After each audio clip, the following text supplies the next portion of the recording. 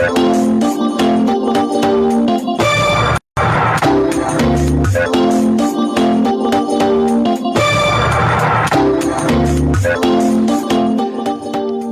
revoici ensemble pour une nouvelle édition de la synergie des radios Inzamba, Agate Kakawe et RPA et la télévision Renaissance.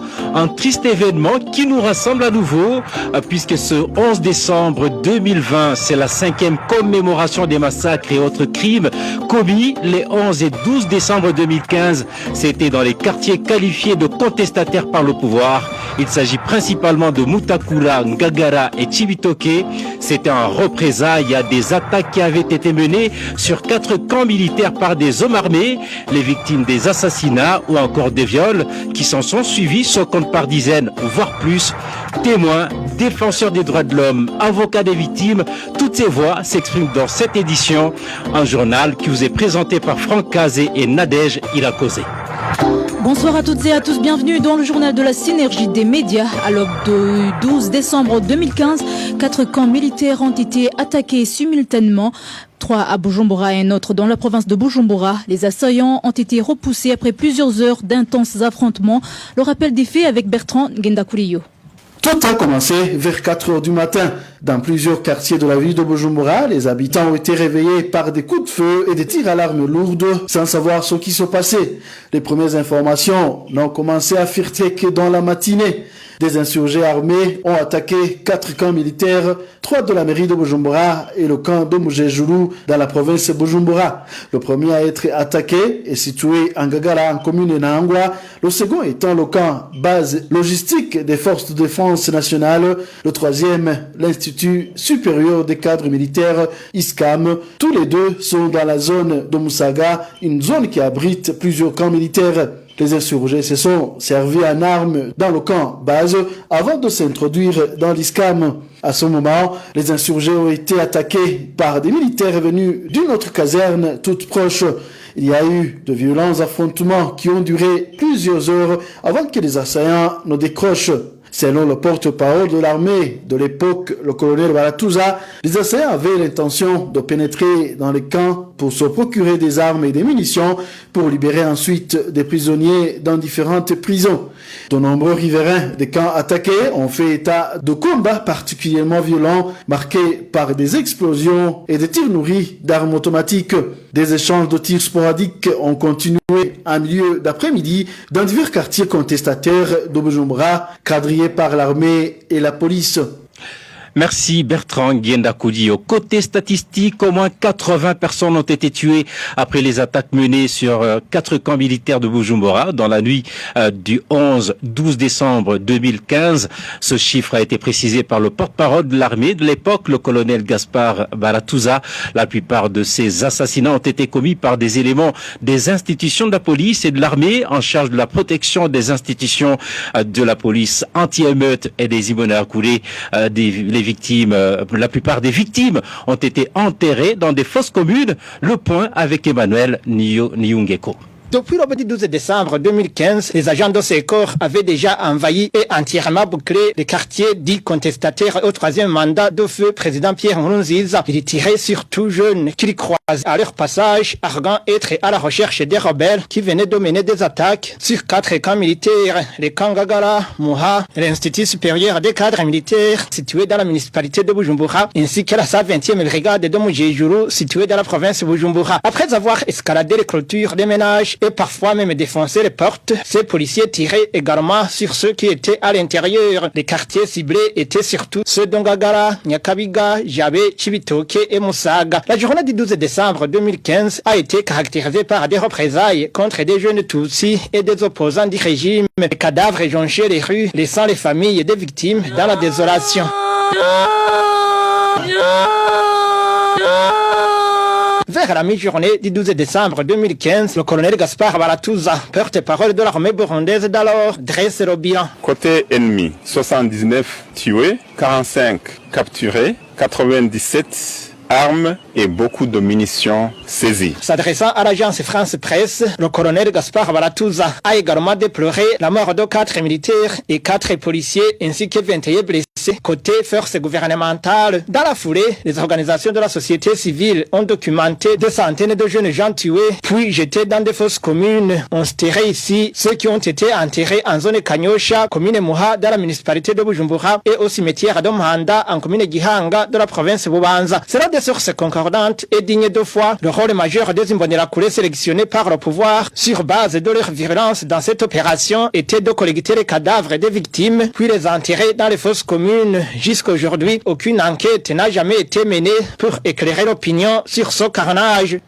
Merci Emmanuel Nyungeko. Les policiers du camp de l'appui de la protection des institutions API sont cités comme auteurs des attaques et des massacres qui ont suivi dans les quartiers de Mutakura, Chibitoke et Ngagara au nord de Bujumbura. Le soir, des camionnettes des chefs de zone municipale ont été utilisées pour transporter les cadavres. Suivez ce témoignage d'un rescapé de ces massacres. Ce matin, ils ont obliqué au camp municipal dans le quartier 9 où est situé le camp abritant les policiers de l'appui pour la protection des institutions, API notamment le président de la République. Ils sont venus dans des camionnettes pick-up. Des jeunes voisins dans Ngagara, parce qu'on habitait le quartier Chibitoke voisin. Un certain Olivier a été achevé dans la foulée derrière le camp dans le quartier 2 près d'un centre de dépistage et du diabète. Un certain Joris a été enlevé, des alertes sur les réseaux sociaux, ligoté. Un certain Joris a été enlevé, on a vu des alertes sur les réseaux sociaux. On l'a trouvé ligoté devant le camp. Il a été trouvé plus tard cadavre. Emmanuel a été poursuivi et a été tué près du bar chez Ndamungani à Ngagara. La majorité a été déportée. Les autres ont été déportés aussi dans le quartier 5 par exemple. Toute la journée était presque noire. Le soir, on a commencé à voir les camionnettes des chefs de zone portant de cadavres. Ils ont emprunté la route menant vers Buterere. La route est baptisée chez Uchonyori en Ngagara. Les cadavres étaient couverts de bâches, du sang jonché dans la route. Et puis, des familles de certaines personnes arrêtées le 12 décembre 2015 n'ont plus retrouvé les traces des leurs. Parmi ces personnes figure Joris, un jeune qui habitait le quartier Chibitoke au nord de la ville de Bujumbura. Dans son récit, sa sœur Bertie Lacausé raconte comment s'est passée la journée du 12 décembre 2015. Elle parle des cris de détresse des voisines en train d'être violées et de la nouvelle de l'arrestation de son frère. On l'écoute.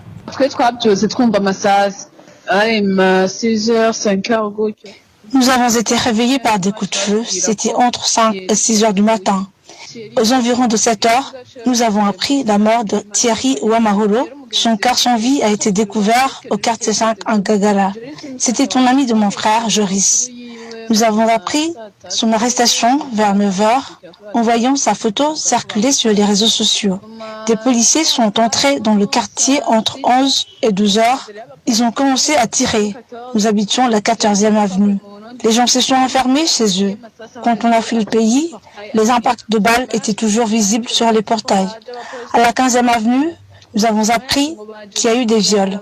On entendait des cris de détresse. Les tirs se sont intensifiés à 12 heures et nous avons appris par la suite que Bunyoni et Désiré Ouamaholo étaient venus réclamer Joris aux militaires, que les militaires ont refusé de le livrer arguant qu'il n'avait pas été arrêté par la police. Joris a finalement été remis à un policier nommé Pascal Bandawa, qui ignore son grade.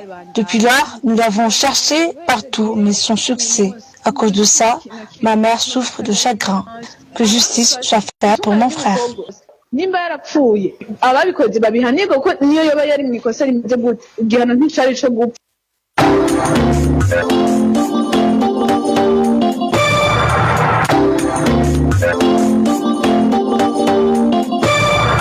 Suivez toujours le journal de la synergie des médias. Au cours de cette crise que traverse le Burundi depuis 2015, le viol a été érigé en arme de guerre. C'est l'avis de Marie-Louise Barichako, présidente du mouvement Inamahoro, des femmes et filles pour la paix et la sécurité.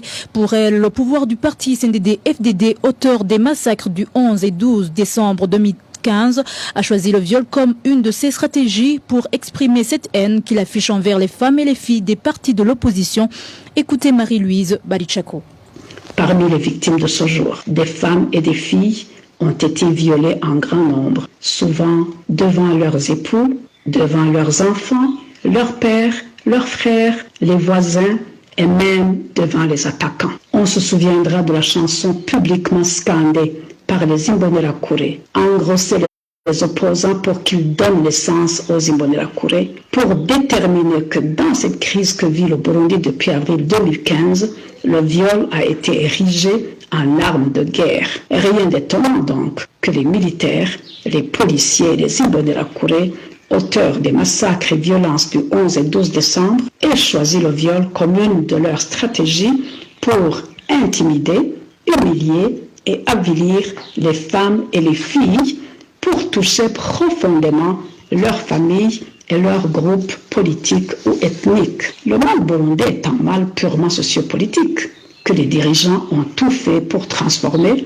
en conflit ethnique sans succès à ce jour. Si l'accord d'Arusha pour la paix et la réconciliation au Burundi avait été mis en application depuis que le CNDD-FDD a accédé au pouvoir en 2005, le Burundi aurait déjà tourné la page de son histoire de crise cyclique pour écrire une nouvelle histoire de paix, de sécurité et de développement durable pour tous, sans distinction. Les auteurs des crimes du 11 décembre 2015 sont connus. Il s'agit des agents des forces de sécurité ainsi que des Imbonerakure. C'est l'avis de Denis Ndaïchemeza, vice-président du Forum pour la conscience et le développement Focodé, qui qualifie ces crimes d'innommables. Le Focodé qui demande au gouvernement du Burundi de faire des enquêtes indépendantes pour que les coupables soient identifiés et punis. Suivez Denis Ndaïchemeza. Aujourd'hui, c'est le 5e anniversaire du carnage qui a eu lieu principalement à Bujumbura, dans la capitale burundaise, mais aussi dans certaines parties de la province de Bujumbura, où il y a des éléments rebelles qui auraient attaqué des camps militaires dans la ville de Bujumbura et à Igenda. Et puis, comme représailles, nous avons vu des forces de l'ordre, des forces de sécurité, la police, l'armée et des agents de renseignement qui étaient épaulés par des miliciens Imbonerakure qui se sont rués sur les paisibles citoyens dans des quartiers qui sont des contestataires à Bujumbura, des quartiers où résidaient les gens qui avaient le plus manifesté contre le troisième mandat de Dofé Nkurunziza. Alors, ils ont commencé à tuer aveuglément, à commettre toute forme d'abus, les massacres, les tortures, les viols sur des femmes. Donc, ça a vraiment été un carnage complet ce jour-là.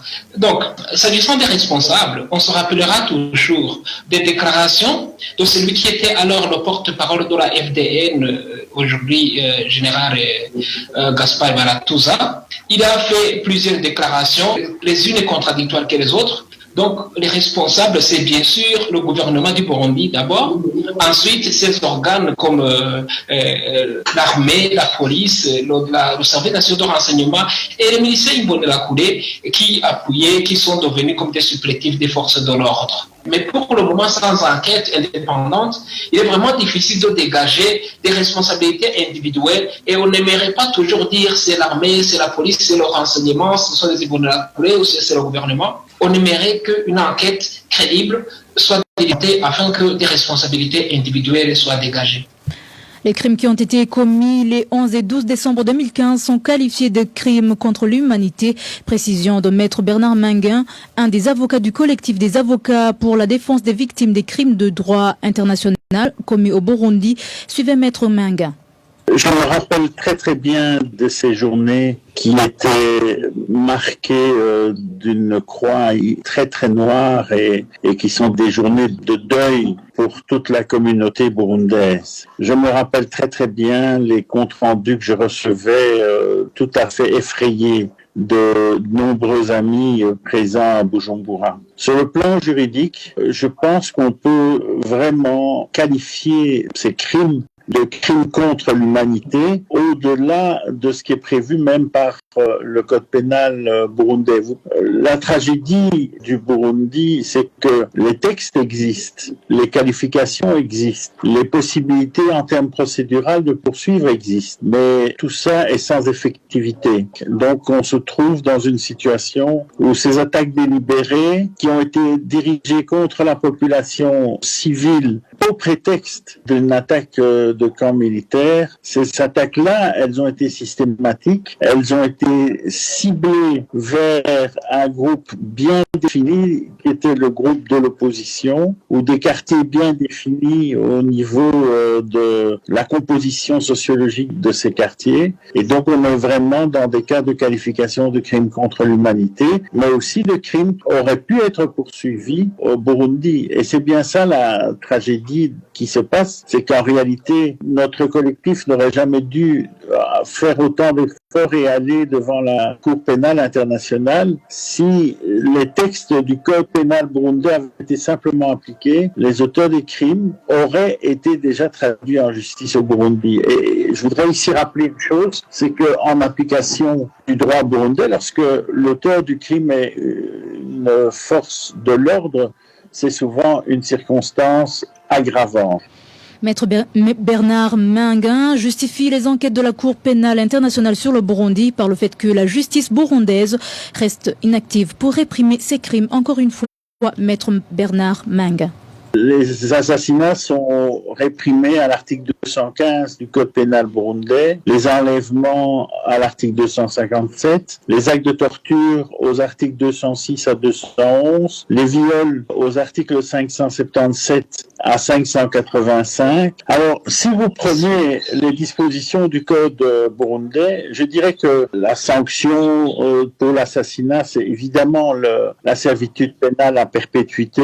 En ce qui concerne les actes de viol, de torture et d'enlèvement, les actes d'enlèvement sont moins sanctionnés, mais en fait, vous avez un système avec des peines qui vont souvent entre 5 et 20 ans, mais qui peuvent être aggravées en fonction d'un certain nombre de circonstances, comme je vous l'ai dit. Si par exemple le viol est assorti de torture, eh bien nous sommes dans une situation où si le viol a entraîné la mort, nous sommes dans une situation où la sanction, la servitude pénale à perpétuité. Donc pour se résumer, je dirais que les faits les plus graves, c'est la servitude pénale à perpétuité, et les faits, je dirais, qui sont un petit peu moins graves au regard des normes pénales, même s'ils sont tragiques pour les particuliers, peuvent éventuellement donner lieu à des sanctions de servitude pénale qui, en fonction des circonstances, varient entre 5 et 20 ans de prison.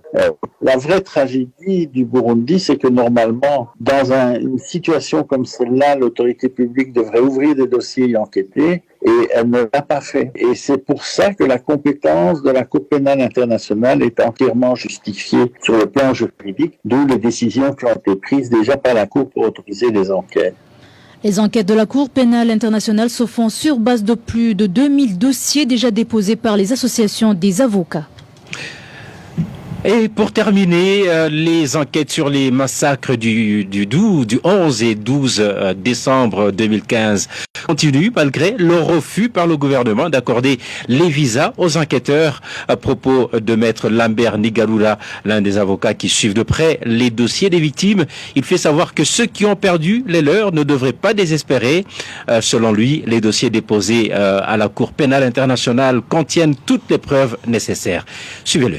Les massacres qui ont eu lieu le 11 et 12 décembre 2015 à Bujumbura, ce sont des massacres qui rentrent dans la politique de répression du régime de Bujumbura, et comme d'autres massacres qui ont eu lieu depuis le 26 avril 2015. Le bureau du procureur de la Cour pénale internationale a déjà entamé des enquêtes, comme vous le savez, en 2015, au mois d'avril, il avait commencé l'examen préliminaire qui s'est clôturé par l'ouverture proprement dite des enquêtes le 25 octobre 2017. Aujourd'hui, et ça fait 3 ans, les informations en rapport avec ces massacres étaient bien transmises dans le bureau du procureur, ils sont sous analyse. Et comme vous le savez, les enquêteurs de cette juridiction pénale internationale n'ont pas eu sur le territoire du Burundi, mais cela n'empêche pas qu'ils continuent les activités, bien qu'ils n'ont pas pu être sur les lieux dans la fraîcheur des faits. Ce sont des enquêtes qui prennent généralement du temps parce que les enquêteurs doivent revérifier les informations postées. Il est vrai, c'est une enquête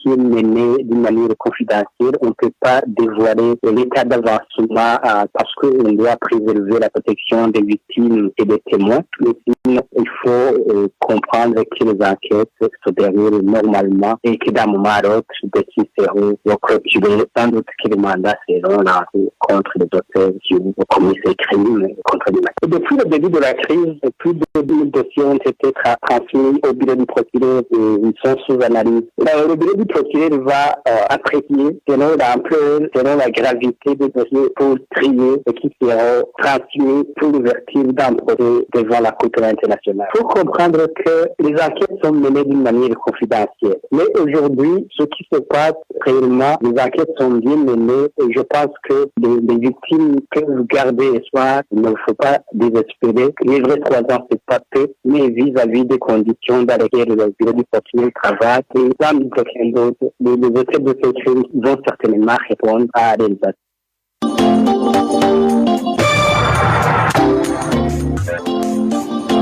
Et voilà, c'est ici que nous clôturons le journal de la synergie des médias, la radio RPA, la radio Inzamba et la télévision Renaissance. Il était centré sur la 5e commémoration des massacres et autres crimes commis les 11 et 12 décembre 2015 en représailles des attaques qui avaient été perpétrées contre 4 camps militaires par des hommes armés. À la présentation, vous étiez avec Nadège Ilakodze, Frankadze. Excellente soirée à tous.